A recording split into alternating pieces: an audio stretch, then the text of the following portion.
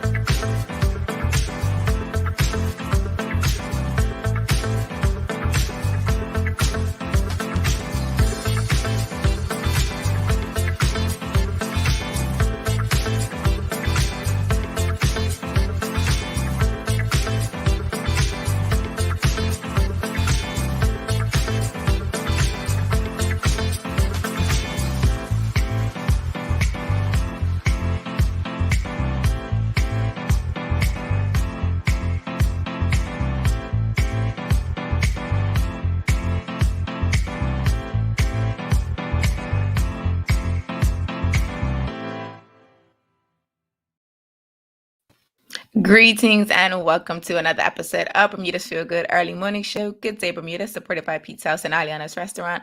I'm Terri Tuku alongside Jackie Lambert, and we want to thank you for getting up bright and early with us on this Monday morning. Jack, how are you feeling today? Good. Did you see where I popped out? I did. I wanted to see if you were going to bring that up. Okay. So my screen went from regular, and I was trying to, I get my little jokey jokes and stuff ready for you guys on one tab, and then I have StreamYard on a totally different tab, right? Right.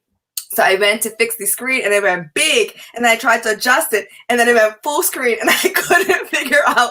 It would not let me go back small. It wasn't giving me the option. So then I was just like, all right, and I said close tab. So I'm thinking, oh, well, maybe this is to like minimize it. Nope, I completely exited out the whole system.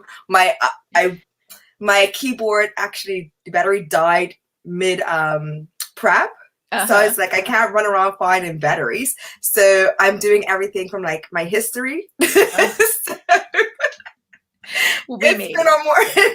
I've sorted it out. We've moved through. We moved.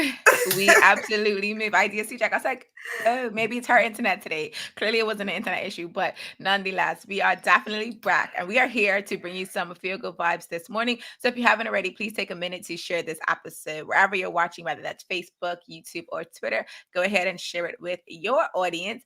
Today, our feel good topic of the day, we're going to be talking about spectator sports and the rules that fans have to attend these games. That's a conversation you don't want to miss out on participating in, so make sure you stick around for that later on in the show. And if you want to laugh, as Jackie mentioned, to get your morning started, make sure you stick around for Joke Time with Jackie. That is our feel good vibe of the day today. And to get you guys warmed up for today's show, so I don't know if you've noticed on social media, but there has been an interesting debate on, I think it started on Facebook. I actually haven't seen it. I've just seen the pictures kind of like showing support for this particular, I guess, gift idea for young boys. So we wanted to ask you all, what were your thoughts on boys receiving kitchen sets? And I see that we have Karen Simmons. Good morning to you, Karen. So audience, as you're joining us, let us know whether you think young boys should be given kitchen sets. Now, Jack, what were your thoughts on it? Because I know we are definitely not traditional when it comes to a good bit of things. So how do you feel about young boys getting kitchen sets as gifts? I was all for it. I don't see what the issue is. And like at all. I mean, why are we constantly trying to train young men to be dependent on women and vice versa? Like, we're supposed to be a team. We're in 2021. Well, basically 2022. Tomorrow. Like, seriously. And I don't see what the issue with a man learning how to cook and take care of himself. It's not even in a situation where it's just like you have to take care and cook for the whole family. It's more so being self-dependent and self-reliant versus me saying, oh, well, why can't you just get a girlfriend to help you cook or go out to eat all the time? It's just self-efficiency. So I don't see anything wrong with it at all. Even to your point about parents encouraging young men to have a partner, it's like, but you're even encouraging a temporary partner, like a girlfriend isn't a wife. So you're basically then asking the girl to step up in a more significant way than you're asking the guy. And it's like, but if he can't cook for himself, he can't cook for me. I like to eat. Well, is he anyone that likes to eat food? Yeah, we're definitely in an age where women are capable of doing a lot. And I feel like men should be able to do the same. If I can go out, make money, garden, mixed mortar, whatever, like anything. Why can't he be able to do the same thing as well? We should be able to rely on each other. If I'm sick, so nobody's gonna eat. Right. So we're all gonna Because you didn't learn how to cook, you don't even know how to do anything. Some people don't even know how to like boil, like do rice. I know people say that's the hardest thing to do, but like, I mean, rice can be difficult for sure, but like you say, like if you can't do the basics, you can't sustain yourself. And I want to come to some audience comments. So Janae says, I see nothing wrong with that. My son often says he wants to be a chef because his dad is a chef. And like, let's stick on that for a minute, because it's basically telling young boys that you can't be in roles where cooking is like the skill set where you need to learn how to cook. And there's nothing wrong with being a chef as a man. Like, actually, technically, that's what you think of when you think of a chef. It's usually a male chef, just generally speaking. I actually had this conversation 2 weeks ago where we were just like, I would love a man that knew how to cook. Like, so one day I can come home from a long day of work and he's just like, hey, babe, I made you dinner. And it's not like a bowl of cereal or like scrambled eggs, but like a real meal, so that obviously teamwork. You can take the load off of me the same way I'm able to take the load off of you. But typically you'll see men out on the grill. So why can't they learn how to make the other staples as well versus just grilling meat? Exactly. If you're just joining us, Jacky, I can't. So that's a skill set you will need to have, sir. If you're just joining us, Jacky and I are talking about the uproar that has taken place on social media, where young boys are seen in pictures with their kitchen sets, and it is a split. I think it's a split debate. Like, some people are against it, some people are for it. And what I find really interesting, that those that are against it, like, how is it bothering you? Like, I don't understand why we get so invested in people's lives that they put on social media. And it's like, okay, if you have something against it, that's your personal opinion. Sure, cool, that's whatever. But like, to go on someone's post and like make this dissertation around why a young boy shouldn't get a kitchen set as if they actually opinion. Like, I don't think they What is the term? Toxic masculinity. That's even a toxic term, but I get your point. Yeah, right? Toxic energy in general. Only because then it basically means that man, or the masculine energy, is more toxic than the feminine. But so toxic energy in general, I think is stupid, because to your point, that's toxic. Because what if the young boy, when he grows older, starts to see those comments on his picture when he was younger, right? Like, because Facebook shares memories like 10 years ago. And then that pops on his feed, and then his no. It could be discouraging. Mm-hmm. I don't know, but if he ever sees this, I am in full support. We are in absolute, sir. If you want to make us a meal, a pretend cake, I love a good pretend meal. Okay, whatever you want to cook it for me. I'll eat it. So I want to come back to the comments. Karen Simmons says, "Yes, I absolutely taught young people, girls and boys, food and nutrition, cooking, being independent young people who can feed themselves healthy meals." Absolutely. And that's really what I think that kitchen set concept really is, right? I remember doing food and nutrition at Berkeley, and one time I had we were doing, I think it was sugar cookies, and I had a male partner, and I already knew how to do everything. Like, that was normal baking in my house. So, and then even after Sands secondary, we learned how to do stuff up there. So I already knew. And he was a little like hesitant, standoffish with it. And I was just like, it's okay. You'll get your confidence. Go through it. I made him do everything. Nope, do it. I already know how to do this. Yes, you can do that. Skim the top. Yep, do this. And then at the end, the cookies came out loud. He's like, I did that. I'm like, you sure did. I'm so proud of you. And, that's I can't a beautiful remember story. Who my partner was. I'm trying to remember who it was. That's a beautiful story. And then even in that conversation, right, because they're saying, most of the people that are against it were saying, like, the gender roles, right? And even in that situation, like, men do need just as much support as women need in things that they're not as skilled at, as comfortable in. So he's probably over there he probably has a whole sugar cookie business, girl. You probably don't know. You probably just set that man up for success for the rest of his life. Either that or his wife or partner is very happy with his sugar cookies. Exactly. Either way, someone is benefiting from that one class experience, which I think is so dope. So this comment from Michael Anthony Musson: I used to cook in them easy bake ovens all the time. Okay, show of hands in the audience. Did you have an easy bake oven? Show of hands. Put the hand emoji up. I feel like, Jack, did you have one? I did. I don't think I don't remember. I was never inside, I had rollerblades. just thought about that. I knew how to do that stuff because my granny was right next door and she'd cook, so we'd watch her. My mom was always cooking and baking, so we'd watch her. And then my dad, he wasn't a baker, but he could cook. Woo, that man could cook. So we'd watch him. But I don't think I'm trying to remember. So, my friends Jack, and cousins had him. I feel like, I don't know, I think Rosalind, maybe the emoji didn't show up for us because, you know, stream out. But I do think that was an emoji, and looks like Janae had one as well. Listen, I was definitely an easy bake oven queen. I lived for an easy bake oven. When I tell you I lived. I love this. I feel like I didn't get one because my mom was like, we have a real one and you have age. Let's learn. Probably. I don't have to go up and ask her, did I have one? She's probably gonna say yes, but you didn't remember. Of course you did. You just never used it. You used the big oven, Jackie. That's why we gave it away. If you're just joining us, Jackie and I are going to take a quick commercial break, and then we'll be back with our feel-good topic of the day. It's one you don't want to miss, especially if you like spectator sports, so make sure you stick around.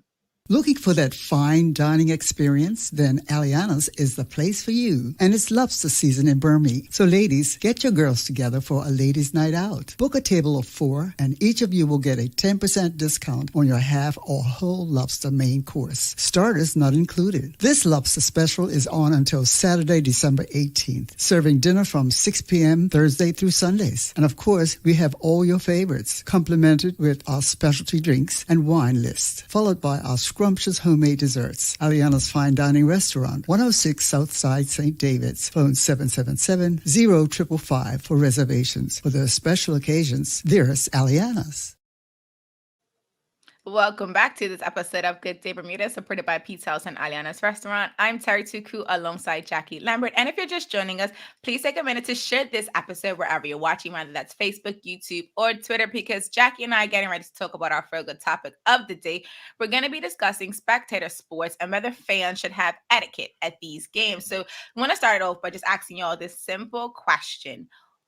Why should fans have rules at spectator sporting events and venues? And so the reason why we're definitely talking about this particular conversation is because we saw an article on Yahoo Sports. I can't remember where Yahoo got it from, but it was about a recent, was it the Lakers against, child, don't get me to line who was against, but they were playing and the opposing team's fans that were sitting courtside were heckling LeBron, and eventually he got them ejected from the game. And so we just wanted to talk about why they should have those kind of parameters, because they do have a code of conduct.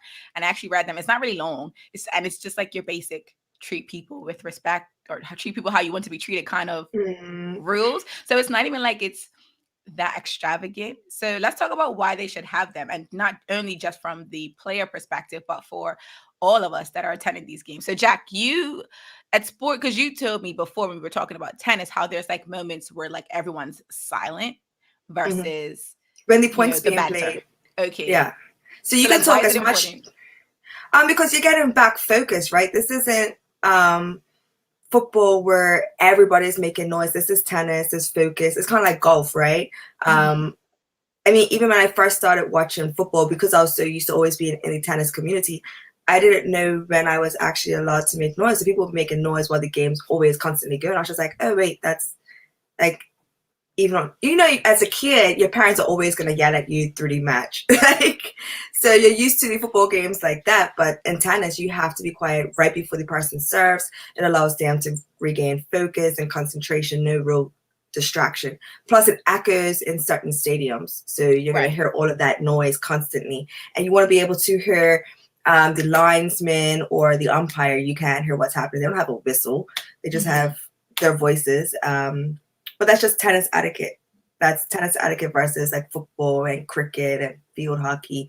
The rules, and basketball, the rules vary.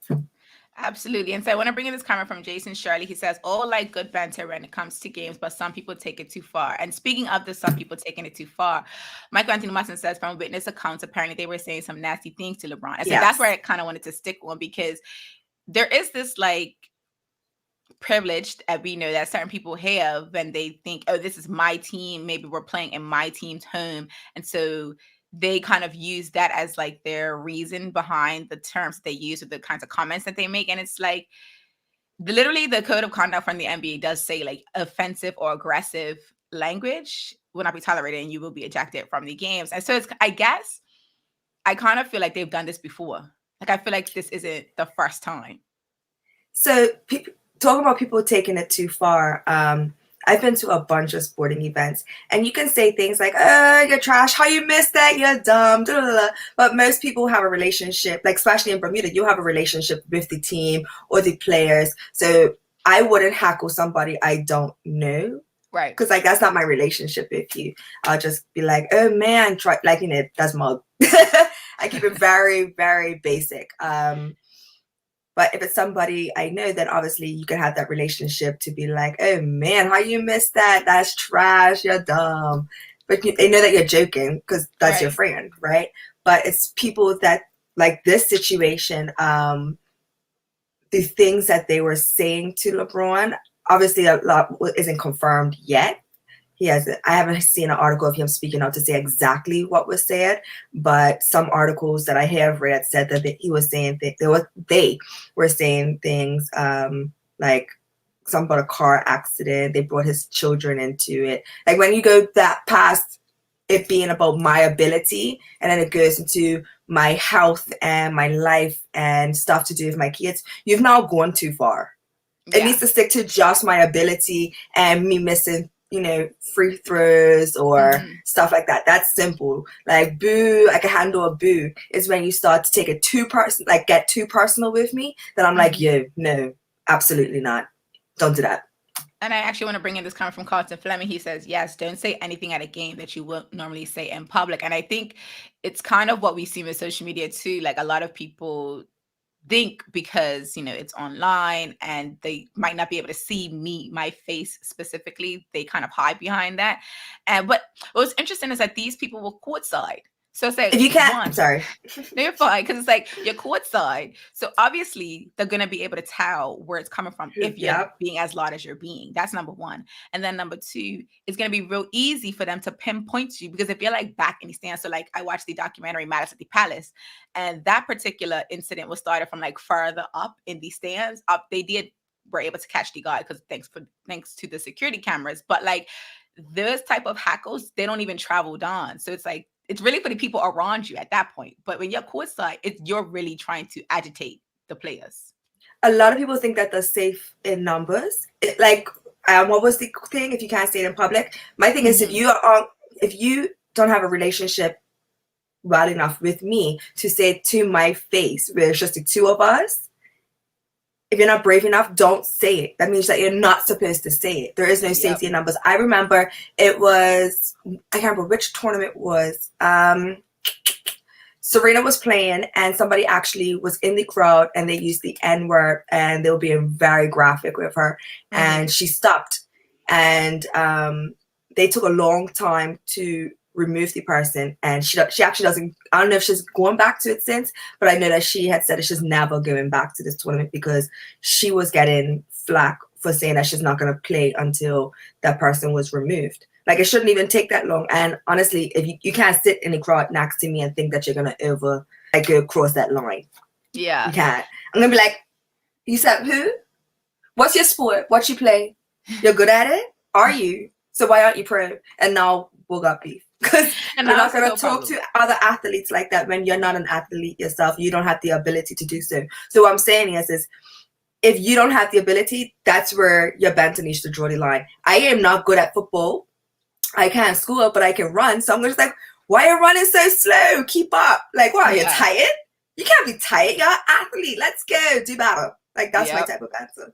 Call you a little chubby, but I'm chubby too, so I can say it. I get, like, and so it is to the same point. It's like it's not something that you wouldn't say normally in public, in just like a regular conversation, whether you're making fun of yourself or you're making fun of a friend where you have a relationship with. It is kind of one of those things where like you should not say it, because when you have to defend yourself, will you? Because a lot of people hide behind the fact that, oh, I was just joking, or I didn't mean it like that. But then don't say it. Say what you mean and mean what you say. And you gotta use your emotional intelligence. So read the room. If it's starting to get to a heated game, my patience, my temperament, it is fragile. Yeah. So me taking it out on the field or the tennis ball or stuff like that, it may get redirected. So your outburst to me may actually trigger me to turn around and react. So Exactly. when you see it, when you see the athletes getting too heated, you gotta step down. So what LeBron did was, I don't know how he kept his composure so well with the rumors of what these people said. Right. But he has a lot to lose, right? I don't. And that does come into it too, right? When you think about it. But I actually want to come back to some audience comments. So Janae says, banter is normal and I welcome it as an athlete, but yes, should only go to a certain extent.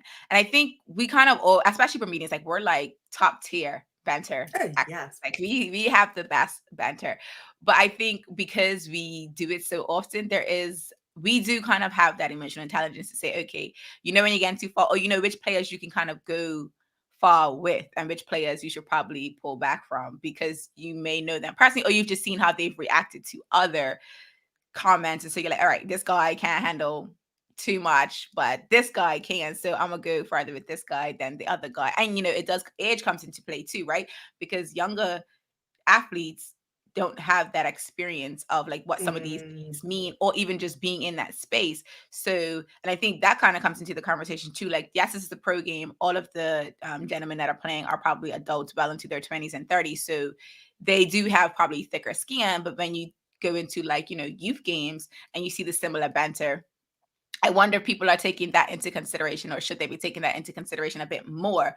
Because often we kind of say, I've heard, a lot of the like older players in playing football now, they're like, oh, I used to do that when I was a young player, and that's just how we talk. And I'm like, I think they're more protective over the younger ones. They're gonna have to get tough skin. So, for example, I went to the Village versus PHC game down PHC on Saturday, and their fans sit up right up in that little perch in the trees, right? So I'm sitting down behind the girl, and the goalkeeper, what's Shaquille's last name? I can't remember his PHC's player's last name, but he saved the girl. So he was just like, how you let our dumb goalkeeper save the girl? See, you're dumb. And I giggled because it's like a compliment and a diss at the same time.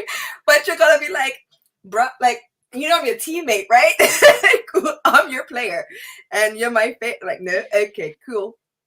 But it was just jokes. Like, everybody laughed because you grow up and you know these lot. You get to know them after the game. They're like, you gotta do better, but that wasn't too bad. Like, you held your own. So they give you props through it. But sometimes they dish you at the same time. I've had it the same way where they're just like, oh, you got that shot? I thought you were slow. And like, you're just like, sounds like a diss, but it's a compliment. You know what? I'll take it. KK, thanks. Bye. That's funny. And so Janae brings up this comment. She says she definitely trash talks while playing football, especially if her team is winning. And so that's to your point. Like, it's really interesting when fans do it in support as well as to diss their team. Like, because it's like, wait, like you said, are you dissing me, or is this? I mean, Janae's an Edna, so I kind of expect that. I feel like it comes with the last name. I love it though. I do like a little trash talk, but obviously it's amongst your peers. I'm at random guys try and say that they could beat me in tennis, and they go on and on and on and on and on because they don't actually know, and they think that's an opener. And I'm just like, all right, I'll play you. And they're like, yeah, you'll play me? Yeah. Cash. They're like, oh, we're playing for money? Yeah, okay, I could do 100. I'm like, nope, I only play for $5,000 cash. I've got bills to pay. And then the banter stops. The banter goes, everybody goes quiet. It goes from 100 to 0 real quick. Zero, yeah, real quick. I actually want to bring in this comment that Janae mentioned, because I think it's very, very important to talk about in this conversation as well. So she says, I remember a game out Devonshire Rack, where fans started throwing bottles at the ref and threatening her. Yes, her. Now that is way too far. She had to be escorted off the field, and the game had to stop for a moment. And so, like, just talking about that, because I brought up Malice at the Palace, which is another similar incident where object was thrown and that kind of like escalated the incident. And so, just speaking about that, like, what are some of? So I actually had a next question that we wanted to talk to you guys about. What are some of the consequences that fans should break when they break these rules? So in that instance, like, you could have potentially physically harmed this lady, and you're verbally abusing her, or people in general, right? And then you're verbally abusing her. So like, what are some of the consequences? Because what I find is that it's just an ejection and that's it, or the game stops and then we continue. So like, in that particular situation, what would some consequences be that we think would be sufficient enough for people to actually like respect that as a fan and as a spectator, you still have like a code of conduct to follow? Get banned. Like, it's really that simple. It's because when I think about it, I'm just like, all right, so if it's bottles, that means you have been drinking. You're trying to throw something when you're under the influence. You could easily miss. First of all, you're trying to hit somebody. Let's just stick to that part. You are trying to assault somebody. That's actually a charge. That is a chargeable offense. Mm-hmm. So why would I not ban you when you can actually be in court getting charges pressed against you? Like, that just makes sense. Like 1 + 1. Yep. Get cracking. If you want to do partial bans, so obviously there could be levels to it. So you can be like, yep, you're banned for 6 months. You're banned for this season. You're banned for the next 3 years. So you can't even come and enjoy a regular beverage. Like, you know, you gotta put some stuff into security's lot into acting right. Mm-hmm. Absolutely. Take away a good time, and Bermudians know how to act sometimes. They start to act right. And so Jason brings up a good point. Some clubs do ban people from their grounds, but not as often as they should. And I think it's the inconsistency that allows people to think that it's still okay. Because like even in the LeBron conversation, like I'm pretty sure those it's arrogance and entitlement have done that before. Maybe they have done it to a player that didn't want to stir the pot. Like LeBron is definitely a player now that, and he's probably always been a controversial player, I think, just in his career in general, where he doesn't mind, you know, being. I'll start doing it for fun. I'm like, you said what? About my who? Hi, I had like, damn. Yes, these ones. They said, hi, what did they say? Are you're agreeing? There's that couple too. I didn't say anything. You're with him, you know. Accomplice. Bye. Guilty by association. Like I would definitely, and I think it's one of the ways to kind of, I guess, take your power back, but also kind of like flip the script on them and like use their privilege against them, because it's definitely, I like you said, it's definitely the arrogance and the privilege that's coming out. Because you're not going to try and attack me. You're going to get an attitude and you're going to say something nasty to security or to the manager. And now they feel some type of way. They're like, oh, okay, cool. Well, don't come back. That's fine. And so it's just speaking about the conversation around like the objects being thrown. Michael says, if you throw anything, they will arrest you, which I think is interesting now as we move through like sports, because I haven't really seen too much police presence at the like games like standard where they stay, like not where they just come in and pass by and then leave, like where they actually stay, where like we have security, yes, but I don't think security have the right to arrest anyone in Bermuda.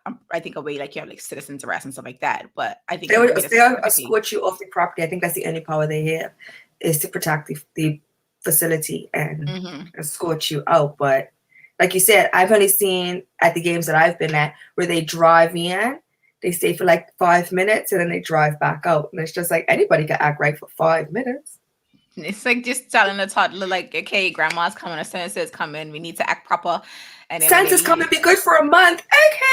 Okay. Like, we all know how to turn up, like, or we know how to like turn on and be nice, like you said. So I definitely think that's something that should be looked at, because like even so talking about the Malice at the Palace event, they were outnumbered, police to spectators. Like there was like obviously thousands of people and only a select group of police officers. So even in that situation, like that was still like it was more spectators than there were law enforcement. So it also kind of comes to that, like, are we adequately prepared in the event that something happens? We're not obviously going into these events thinking that something's going to happen, but in the event something does happen, do we have enough staff to protect the facility, one, but also to protect the people? Because then that's, I guess, a rule for the organization to make sure that your fans, your athletes, everyone in the vicinity are protected. So it's like one of those catch-22, like we just want to make sure, you know, there's enough resources. So I want to come to this comment from Janae Jack.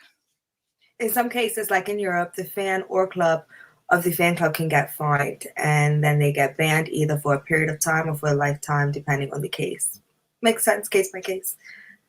I'm always good with case by case, but sometimes I'm not, because some people will get off because of who they are and how much they spend. Absolutely. And I think what's interesting too is when the clubs get fined for the spectator, because it's a thin line between being able to tell someone how to act just because they're a fan of your organization. Like they might not even know you or know the people that's running the organization, but they just like your club, whatever the case may be. And so it's also that's a difficult one for clubs to manage. I'm not saying that there shouldn't be some type of, partnership between the associations and the clubs, but that's a difficult one to try to maintain because anybody could be a fan of or they could say they're a fan of your team and not really be a fan of your team. So that could kind of come into play really interestingly if you're like, I don't even know that fan. That fan doesn't even know us. Why are we paying for their? You're a fan? What's my name? When was I born? What's my favorite color? Nope, you don't know any of this? You're not a fan. I wanted to come to this comment from Michael Anthony Musson. He says, I professionally umpire tennis and we get a ton of abuse from both players and spectators. And he says he was reffing pro events. Yeah. He was referring to pro events. And that's interesting because I just feel like I'm not saying that amateur should get like a bly, but at amateur level, you kind of understand that some of the rules are lax, like they're relaxed a bit. But at the pro level, we're representing a completely different, well, in my mind. No, you need to know how to act at all levels, because even they used to have the Axe Out tournament at Coral Beach. And I remember being a ball kid and the way some of these pros used to try and treat us, they always seemed to know who to do it to, but one didn't and thought that he could act a certain way to me. And I looked over at my parents and all the other adults and was just like, you gonna handle this? Because if I handle it, it's not gonna end well. Because I was young. Who you're throwing a towel at? Like, you're supposed to pass the towel to the ball kid. They don't even have to do this for you. So when it's just change over or ball change, you can run up with the towel. If they actually tell you, run up past the towel, place the balls, and then you take the towel and you hang it back on like the back corner somewhere. They'll have a spot for you to put it. This one was losing and he was having a rough day, I guess, and he thought he could take it out of me, so he threw the towel and it kind of like hit me in my face. So one, I'm got your sweat on me, and two, who you're throwing the towel at. So now I just dropped the balls and I walked off, and he was just like, excuse me, and I was just like, no, that's how you want to act. This is how I'm gonna act. I'm not getting paid to be here. You are getting paid to be here. This is a pro tournament. This money tournament. Don't no, I'm a child. Yeah. Like, I was under the age of at least 15, 16, so I'm still a child. Yeah. So don't do that. And he was just like, oh, I'm sorry. And I looked at my parents and I was just like, I hope you don't try and come back harder, because it's going to my mouth will only get worse. Like, I stuck up for myself. I was this big. So now I'm this big. I'm a little, no. Got a bit more attitude. Yeah. Well, no, I got less attitude the taller I am. Okay. Apparently. That's how because my personality is 6'4", so when I'm happy, it's like I'm super nice. It makes sense here. It does make sense in her mind, yo. She's definitely a whole foot taller than what she really is. But we will not argue with her. We'll let her have that. And when it comes to this comment from Jamal Hartman, he mentions that I know at baseball games they stop serving alcohol after a certain inning. That could help. I do think that there should be a limit to when they stop. But with football is a little different because it's timed, right? And I feel like baseball goes on forever. That's true. But I could see how dependent on the spectator sport, right? Because every sport has like a different timeline. There could be a reduction in alcohol sales, but then the other part of the conversation is then the bars losing money, which helps fund a lot of these activities that these clubs have. So it's like one of this. There will be an argument against it, but I can see how, especially at baseball, how that could make sense because it has the different innings. Like a lot of other sports, I don't think that's feasible. Like maybe at basketball, I feel like if we know that the bar is closing, this is just how Bermudians think, so I'm not sure how everybody else thinks. If we know the bar is going to close at 10, that means that we'll pre-drink before we get there to ensure that we hit the level of drunkenness that we want to hit before 10, so it remains for the rest of the night. I don't know. That's just how as people hear people talk. They're like, yeah, that's pre-drink because we know the bar or whatever the situation may be. They just will always have a solution to be able to be severely intoxicated. To whatever the level of intoxication they want to be Yeah. in. Yeah. But I definitely think that the idea of consistent bans needs to kind of I think Yes. that's probably going to be the one thing that's going to help change the behavior, because people are going to drink regardless of, they could drink, like you said, before the game, at the game, after the game. I think when people start to see that there's a serious consequence, or the consequence is actually going to be consistent, no matter if it's at St. George's, if it's at Parish, if it's at PAC, if it's at Village's game. And no matter who you are. Yeah, and it doesn't matter who you are and who you know within the organization, or even within BFA or any sporting organization. Like, if we keep and across all sports too, right? Because it kind of, football tends to get the most flack because it's probably the most popular, but it should be across all sports, so that people kind of recognize that we're trying to like change the way these games are played and the culture at the games. And so in order for us to do that, everyone has to be on board, because it can't just be like St. George's saying they want to do it and the rest of the leagues like, nah, because then it's just like St. George's look like the problem. The hypothetical situation, folks. I didn't say St. George's say this. I just want to make sure in case someone came in on this clip, they think I'm saying to ban people. Like, no, the St. George's doesn't. Just saying, if one club chooses that they want to be serious with their bans and no one else does it, then it kind of looks like that club is being like difficult and they want to make all these problems for people. The best thing that they can do is have a nice meeting with all of BF, like the association, the presidents of the companies, like the people that will make sure these rules are put in place, and they can all come in and agree on what the rules will be, like the criteria, all of that. And then now they have to make sure that it's actually enforced.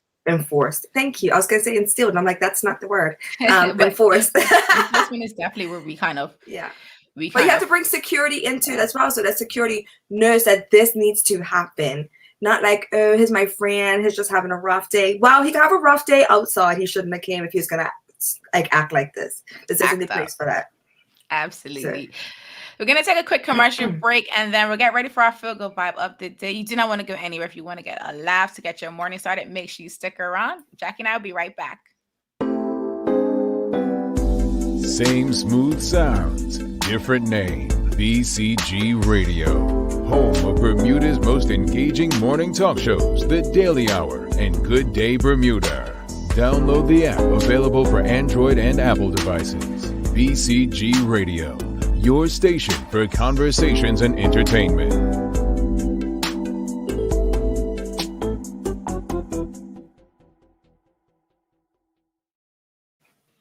Welcome back to Good Day Bermuda, supported by Pete's House and Aliana's Restaurant. I'm Terri Tuku alongside Jackie Lambert. If you're just joining us today, we discussed, should boys receive kitchen sets as gifts? That was our Feel Good Woman. I actually wanted to come back to a comment that I saw earlier from someone. I hope I can find it really, really fast.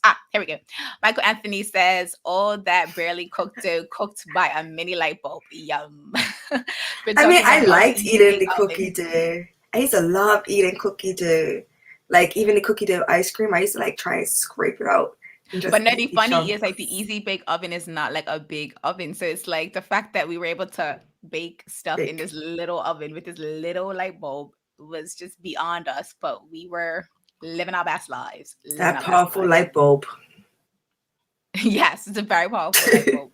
So we have this quick question before we get to our Feel Good Vibe of the day. Karen Simmons asks, when you are talking about sport, you mean all correct? Any sport that is a competition to have a winner, alcohol consumption is at everyone and should be curbed to minimize bad behavior. Yeah, we definitely are talking about all sports, because then it becomes one sport has too many rules versus another. It should be all sports, because that's the only way it's going to be adopted by everyone. If it's just one particular sport, then people just avoid the sport that has all the rules.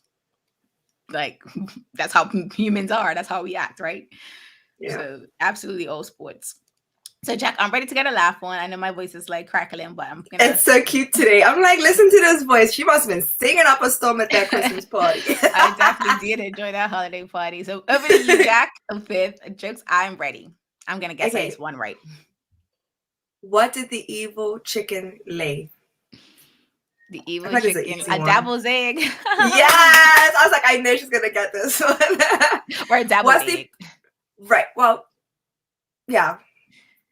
How many do they lay? So I guess it depends on these situations. What's the best way to watch a fly fishing tournament? The best way to watch a fly fishing tournament? I don't know, on a boat? Live stream. It's so dry, but it's so corny and it's so cute. Live stream. Okay, how do you tell the difference between an alligator and a crocodile? The scale. It's scaly. I don't know. You will see one later and one in a while. Do you get it? In a wild crocodile. Crocodile, see you later, alligator. Yes! I didn't get it, but you said, I was like, oh, yes, I forgot what I ain't said that in a while. Like, I really haven't said either of those phrases in a while, so it wasn't even top of mind. I work with kids, so maybe that's why it's extra funny to me, because I say it to the kids all the time. Jacky, later, alligator. And they're like, you know that one? In a wild they get excited. I'm like, it's so cute. They have moments with you, and you're having moments with them back. Charlie, you're like, we know you love our jokes. The jokes are the best thing about. I'm gonna put one on Twitter just for you. You should. Make sure you tag him. We hope that today's Feel Good Vibe of the Day has you ready to make it a great one. Thank you so much for watching and engaging with this episode of Good Day Bermuda, supported by Pizza House and Aliana's Restaurant. I'm Terri Tuku alongside Jacky Lambert, and we trust we'll see you tomorrow for more Feel Good conversations. Until the next episode, peace and have a good day, Bermuda.